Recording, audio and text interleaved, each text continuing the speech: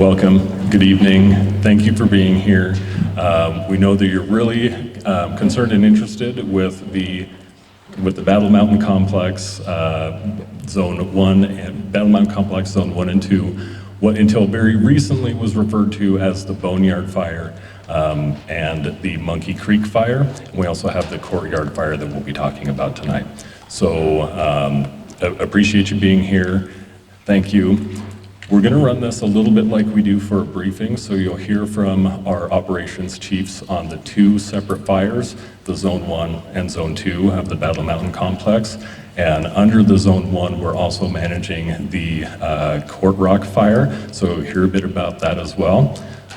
We'll have our incident meteorologist share some weather updates.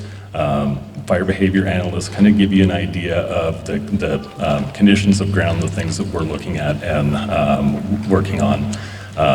We'll have our agency administrator say a few words from all of the agencies here working on this group of fires. We'll hear from some local folks. We'll hear from Kathleen Cathy, the Eastern Oregon Field Director for Senator Wyden's office. And then our incident commanders, Joe Hessel and Tyler McCarty. Now, I'll point out that we have Commissioner Hampshire here in the room. He will be available afterwards for questions.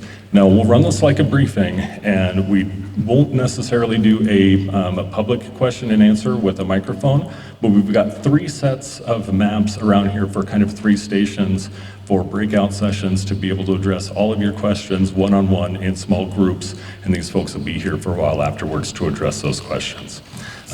So to start, we'll begin with Kyle Gibbons, the Battle Mountain Zone 1, Battle Zone Complex Zone 1 Operations Chief. We'll start on what we were calling the Boneyard Fire. So now it's called Zone 1. And so down here right at Monument is what we're calling Division Zulu. As you can see, we have a little bit of a funny shape here. And so this area, we got lines in early. Some of it was before the team was here, and we've been holding in here pretty good, and that's exactly what's kind of lined up with Monument. So then everything there we've been holding and improving, and then working around the map. This is where we've been picking up issues on the west side here. And so several nights ago, we picked up a fire run that crossed Highway 402, and we were able to get around those, and then have continued to kind of work up this flank into the Copper Creek drainage there. So crews continue to try to hold and improve down here low, and then we're trying to get tied around this corner up by like section 36. There's a couple structures in there that we've been in doing point source protection, working with the fire marshal's office on.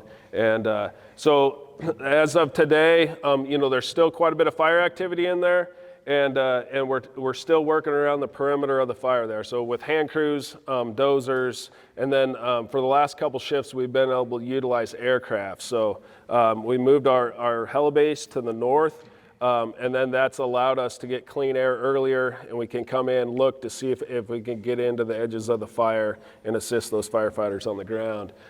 So we've been able to utilize aircraft in there, and which has been kind of a double-edged sword, because once the smoke lifts, then the fire wants to burn a little bit more active, but at least you have eyes in the sky and you can utilize helicopters. So continue to work in there. Fire's active, we lose a little bit of ground, and then come back and pick it up. And then hopefully in the next 24 hours, 48 hours, we kind of turn this corner and we get into more of a hold and improve the line in this area. So then moving into what we're calling Division Alpha, we've been holding roads and dozer lines in there for several shifts now. We continue to hold and improve, working here to the north. And then as we get into what we're calling Division Foxtrot, which is the northern piece here, fairly straight line. So we had some fire that got embedded in some pretty steep, rugged canyons, and there was concerns coming to the north that it would be hard to cut off, and then we didn't want to have fire runs coming out of there. So we've been partnered with some Forest Service folks to the north, and so we've started, we burn along Morphine Ridge, and then we've turned the corner around the Tupper Guard Station and have started to work to the east. We'll just continue to try to stay ahead of the fire in the canyons here and just take it as slow as possible so we don't get any alignment. So paying attention to alignment with the winds and the drainages in there. And the plan is to just continue to kind of bring this to the east. And then dropping down Division Whiskey. So right here, the North Fork of the John Day, several structures up in the canyon, kind of where those fires merged. And so we've been working on what we call point source protection. So crews have been going in. Access isn't the greatest in there. And so they've been going in, clearing around the houses, and then having people on them sometimes 24 hours a day, and doing a little bit of burning around the residences, and then just securing the perimeter, especially as those fires came together there. So, and then working back along the North Fork of the John Day and down, lines have been holding. It's looking pretty good. We just continue to hold and improve and kind of mop up those hot spots from the perimeter in. And then moving on to our current problem child, the Courtrock fire. So yesterday, so the northern end here is holding pretty well. So working around both sides of it, the east and the west. And then as we get down to here, yesterday it blew out pretty good, pretty extreme fire behavior, had 2 columns on it and was making a push to the south and to the east a little bit. So then it's fanned out. Just got a report that it had crossed Cottonwood Creek into section 13 down here in some Forest Service ground. And then also this eastern flank has been fairly active all day. We started flanking it with dozers, so where it had kind of blown out yesterday, last night we just picked up with ground crews, dozers, and just started working along the edges and trying to get to the head of the fire here. So continued those efforts today. And on the east side, some of that line, the fires got active and jumped across, and then we come back, try to circle it back into the dozer line and continue on, or utilize hand crews to tie it back in if it's in terrain we can't get dozers into. And then on the west side of this, the line's been going pretty good, and there's not a ton of fire activity, so a little more progress has been made there. And then into the head, where it's coming down towards Fox Creek. We haven't had confirmation that it's actually crossed the creek yet. But crews will continue to get in there, evaluate, and then try to get a line around that, keep it as small as possible in that area. But it's fairly active, and then we've been continually having problems around, generally shift change is what we're calling it. So 6 o'clock to that 8 or 9 o'clock in the evening is when the fires really want to pick up. So thank you. Aaron Whiteley, Operations Section Chief for ODF Team 3. Our camp's up there in Ukiah. When we first got here, we took over the North Fork Owens fire and what was the Snake fire before it merged into the Monkey fire. When that one got too big for local resources to handle, we also took over the Monkey fire. Those 2 merged, and then as Kyle mentioned, these merged. So I'll start up here. Kyle kind of stopped down here in Division Whiskey there. So this is our Division Sierra. It's the south end of the fire, burning in that Pass Creek, Long Creek country.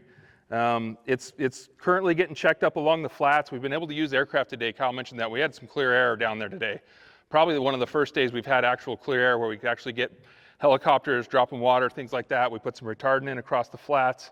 It's still backing around in these drainages. The plan is to put some hand crews in there tonight and tie that off if we can't get a dozer down in to tie that off.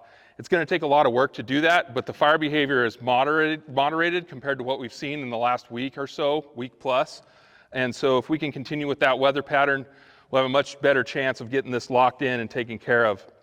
Continuing on around, same thing needs to occur over here. We've got folks in here trying to get this tied off, more off the middle fork of the John Day there, back down to Pass Creek or back up in the flats, whatever's advantageous for them. We've got dozers, we've got local landowners helping us out, trying to get that tied up because we know of the potential if this continues to move southeast, just like the Boneyard did. All these fires that you see all over the area, including Lone Rock, things like that, they want to make this southeast push.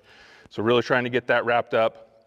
On up into what we're calling Division Quebec up here along 8 Mile Road. That's our kind of one of our backstops, but we've been fighting fire in here for several days. Fire has made several runs up out of the John Day River, or North Fork of the John Day River, and at spots at quite a distance, or we get some trees torching along the lines.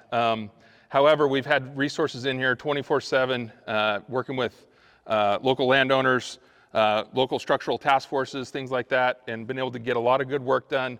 Things are starting to quiet down along this eastern side of that, and we've been picking up a few slopovers. You can see some open line here, but last report, all these were tied in.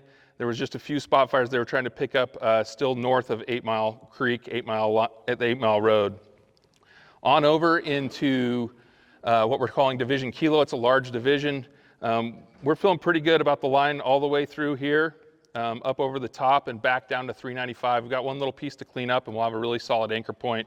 Plan is to clean that up a little bit, make that a little tighter to the actual fire, the line tighter to the actual fire, and get that secured as well. That will secure a lot and makes sure that we're protecting the town of Dale over there.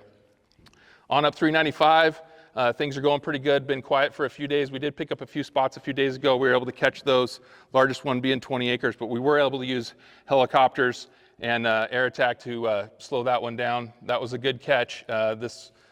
This Bridge Creek country has a lot of fire history in it, a lot of snags. We were able to get crews to it quickly. We were monitoring that. We knew there was some potential there. Yesterday afternoon, we completed a burn here. There's a DP1 right where it goes up 5 Mile Creek off of 395. No real issues there. Got that locked in. So now we've also got a solid anchor point off of this side of 395. We're continuing. We've got some direct line all the way through and across the flats here. And we're working as closely as possible trying to minimize acres. And we've got dozer line coming from the east, pushing this way, direction towards Potamus, and from the west, pushing from Potamus back to the east. They should connect here in the next day or so, if they're not already connected at this point. Things are looking a lot calmer up there today. We've only had a few spots in the last 24 hours. Crews have been able to get to them. We've had much more success with aircraft up there than we have in the past. We're also working in conjunction with the Zone 1. As the folks come across, you saw that stuff that was up towards Tupper Guard Station, prepping lines, making sure things are close and ready to go if we do need to fire them to protect the town of Pinned Lake up there, or the stuff around Pinned Lake as well. And we're trying to minimize acres as best we can, but we have to get across Potamus Creek, so they're working some lines across there to protect that. And then this one up here, North Fork Owens, that one was moving around quite a bit. When we took over, we were able to get it corralled in a few days, and that one's in a heavy stage of mop-up, really took the pressure off the town of Ukiah there, and we're shifting resources off of that one as things settle down and moving them to where we need them, here. There's a lot of structures scattered out through here. Working with the local structural task force, including one from Umatilla County, has been fantastic. We're all getting along really well, and things are going well out on the line as far as folks working together, good work getting done. And we're really starting to get a lot of work done here, and all the way through, and we're just going to keep working our way around, and as soon as resources free up, shift more in. It's been a struggle to pick up resources with all the fires locally, but we're starting to get a lot of crews and things in the last couple of days. And a little bit of a background, I grew up in Oklahoma, and I chased tornadoes. And now I suppose you can say I chase fires. But I'm really glad to be out here. I was assigned to the fire as an incident meteorologist a couple of days ago, and I got here and assessed kind of what led up to this fire. We've been very dry for the last several months. In fact, we're in a moderate drought that has aided drying the fuels, okay? And then we had a thunderstorm rollover, and I think this was lightning-caused fire, yeah. So we had a lot of lightning yesterday. Fortunately, it did not affect the fire here, but it affected fires in eastern Oregon. We've had a pattern of northwest winds each day. In fact, we have northwest winds right now, and they maximize approximately 3 p.m. to 8 p.m. So that's the period of the strongest winds coming down from, I think it's Tupper, that area. And it comes down and heads towards Monument and Long Creek. So That pattern is going to continue actually for the next week. We don't see a whole lot of change in the weather pattern. We had significantly cooler temperatures today as a cold front moved through last night. So that does help. And we had higher humidity this morning. So that does help fire behavior. Going forward, we'll just incrementally get warmer each day by 1 or 2 degrees all the way through the weekend, all the way through Monday. We'll still see those north-northwest winds in the afternoon, but at night it calms down quite a bit in terms of winds. And we're talking, 10 miles an hour with gusts of 20 for several hours, and then at the nighttime it really calms down. It will be considerably dry. We're seeing relative humidity close to 15% each day. So it's going to remain dry all the way through the weekend and into Monday. Monday, we might see some cloud cover move in, and by Tuesday, we could see some rain across the area, but I don't have a whole lot of confidence in that. The computer models are not very forthcoming with that solution, I suppose you could say. Tuesday, chance of rain. It's not going to reduce temperatures, and after that, the long term, it does look like it's above normal temperatures and sort of drier than normal. But it's dry this time of year anyway, so we'll have to contend with the temperatures, but I don't see any what we call critical fire weather patterns. That means hot, dry, and windy conditions. The winds are just too low for that to happen. And thunderstorms. Thunderstorms can produce the outflow winds that can really affect the fire behavior and the safety of the firefighters. So we don't see any of that in the near future, so that's good news. So thank you. Afternoon, everyone. I'm Boone Zimmerly. I'm the fire behavior analyst. I work directly with Derek here quite a bit, looking at the weather and then interpreting that into the fire behavior. So what I do on a fire, I'm usually looking at fuels, topography, and weather, right? And that's helping to give predictions towards what the fire is going to be doing and what the behavior we can expect out there is going to be. And fuels being the vegetation. So if you back up in time and you think about our year and we think about fuels, we had a decent spring where we had a lot of growth out there. A lot of annuals grew in, including cheatgrass, Medusa head, and other things, but it helped to build continuity across our landscape. Then we came into a couple kind of heat waves that moved across Oregon and really amped our indices way up. The things that we watch and monitor to see where we're tracking along the summer. And really amped that up and said our fuels are reaching max records of what we've seen in the last 20-year period. And that's where we were sitting when this last storm came through. So pretty dry fuels out there. So things really stood up and moved pretty quick. And then when we think about the topography, all of our terrain and how it lays out there, right? You guys know this better than me. There's some rough terrain out there, right? You've got some exposed spots where the wind just blasts right across the top of the flats, surrounded by some cliffs where you just can't get up it, but the fire generally does find a way to get up there.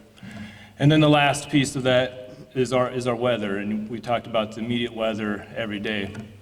But when you combine that and you think about where we just came from, we got fuels that are sitting at record conditions, we've got terrain that makes things inaccessible in several places, and then we've got this heat wave that moves over us that's brought northwest winds, extremely high temperatures, and then relative humidity is the moisture in the air.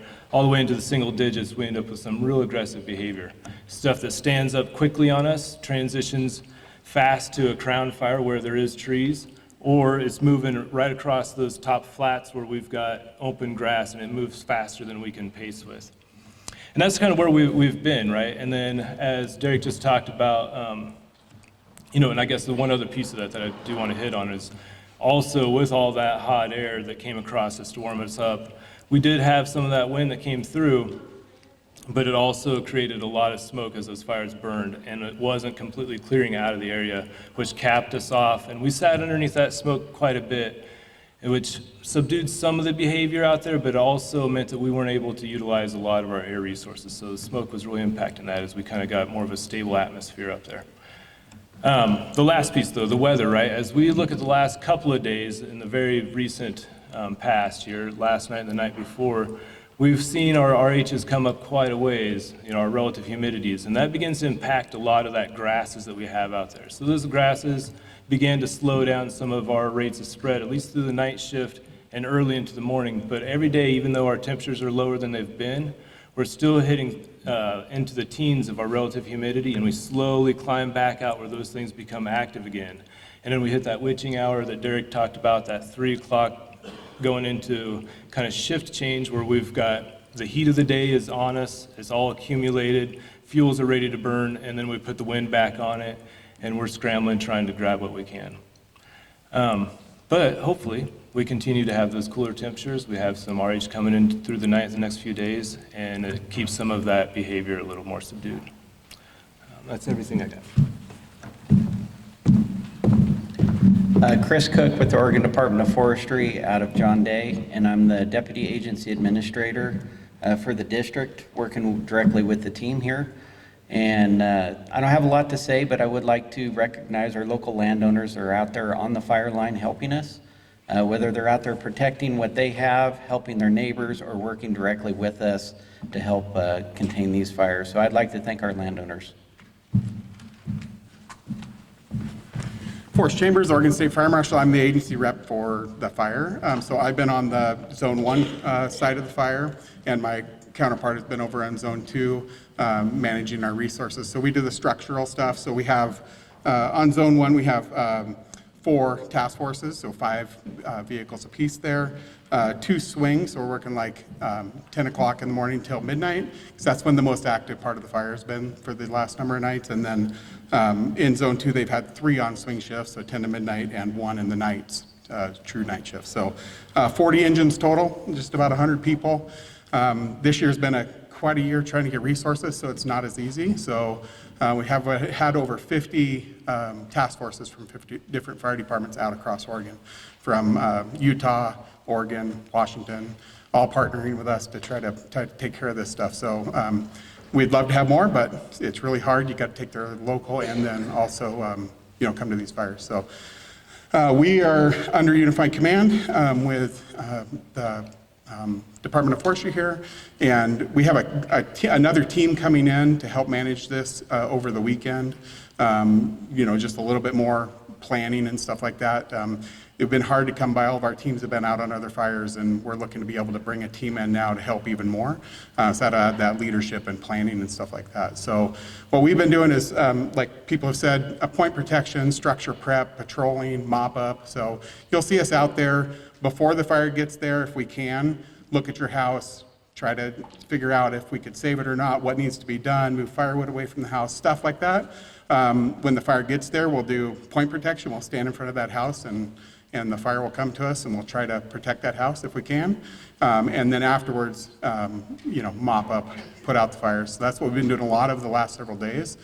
We had a nice day yesterday, at least on Zone 1, where it slowed down a little bit, and we were able to catch up a little bit. We've been running 18, 22-hour days, a couple days with these crews, and so they're really, really tired, so working really hard. So we had a slight break. We were able to get caught up a little bit, so more help's coming, and we're here until we're not needed. We're here to protect the structures and work with our wildland partners, and we'll be here, protect you guys, and that's all I have.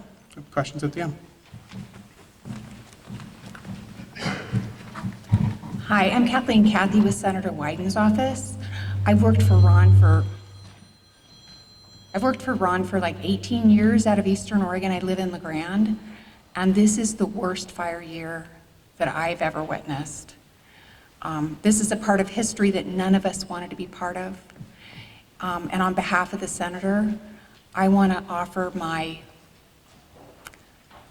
thoughts and hopes for you all. This has been a tremendous struggle. You all have been working so hard to protect your homes and your families and your livelihoods, and we absolutely recognize that. We appreciate the relationships that everybody's building with the fire folks and the tremendous work that the firefighters are doing to protect you all. So I want to say on behalf of the senator, thank you to all of you. Thank you to the firefighters for looking out for everybody. And one of the issues that's come up a few times in some of these communities, since there's so many private ranches that have been affected, people are worried about fences and cows and losing pastures, losing grazing allotments. We've already been talking with the Farm Service Agency and the Farm Bill disaster programs, and they are working on resources to help people. We know step one is getting the fire out, keeping everybody safe. As you look to recovery and as folks look to recovery, there will be resources, and we are keeping our eye on that ball. So thank you so much. Good evening, everybody. I'm Joe Hessel. I'm the incident commander with ODF Team 1. We've been the team on the Boneyard incident and the Courtrock incident. Good evening, folks. My name's Tyler McCarty, and I'm the incident commander for ODF Team 3 on Zone 2 of the Battle Mountain Complex. So we've seen some pretty tough fire seasons since 2013 in Oregon. This season is shaping up to be the worst fire season that I've seen in the 25 years that I've been fighting fire. Currently, we've got fires scattered from Roseburg all the way up to the northeast corner of the state. We're currently sitting in a planning level 5 nationally. And what that means is there's very few firefighting resources available, and there's very few incident management teams available to help manage those fires. There's currently 22 incident management teams, the most I've seen in my career, deployed in the Northwest GAC. And this is the first time in the history of the Oregon Department of Forestry that we've had 2 incident management teams on the same fire. So that shows you how complex and how tough this fire is. I want to recognize for a second the local firefighters. When we showed up here, we didn't have any resources, and it was those local folks that stuck with us for the first 2 or 3 shifts and worked tirelessly to help us corral some of these fires, especially the North Fork of the Owens Fire on the north side of the zone we've been managing. I also want to recognize the landowner effort. Oregon's firefighting system is called the Complete and Coordinated System, and it relies on landowner efforts all the way up to the federal government. Where I come from, I work with the timber industry, and it's those folks that come and help us. Over here, it's the ranchers that are coming to help. So I appreciate all your efforts there. Since we've been here, we really haven't had a good firefighting weather day. We've got at least 4 more in front of us that are going to be good firefighting weather days. We're getting resources in, and we're going to start making some hay on these lines. You're going to start seeing progress over the coming days.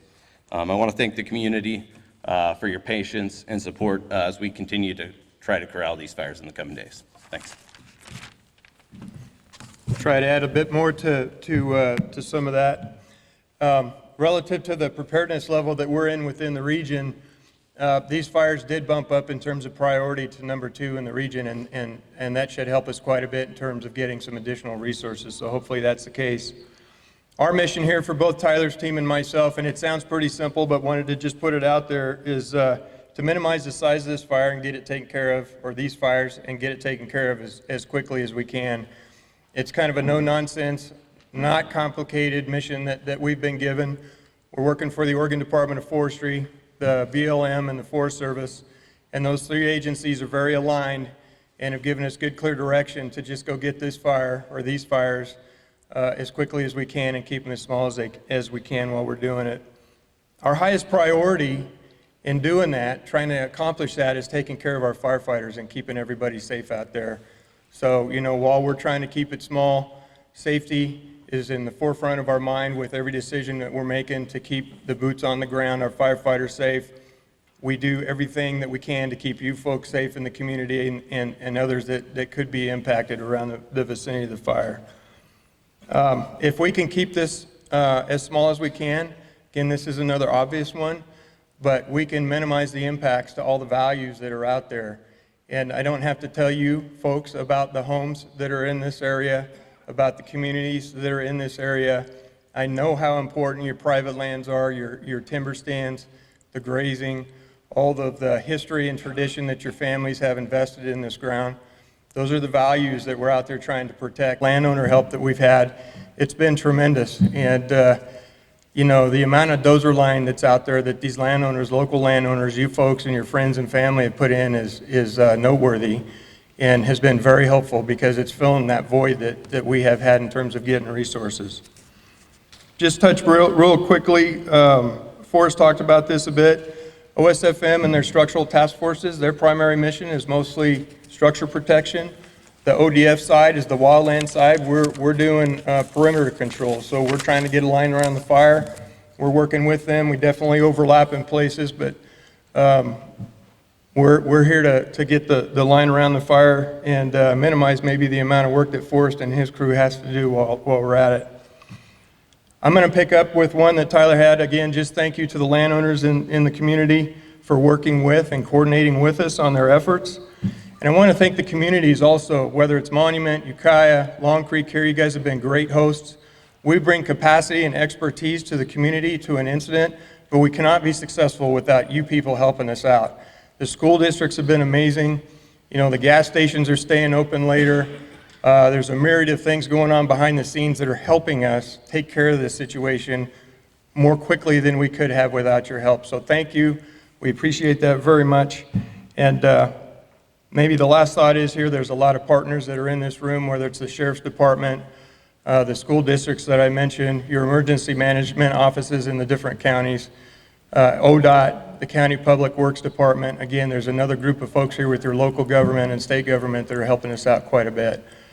I think I'm the last one up here. And so Derek, I'll turn it back over to you. You can take us home. Thanks. Okay, thank you, everyone. Thanks for all of your comments and remarks. I'll just close by mentioning we will have folks here for a while to be able to address your questions.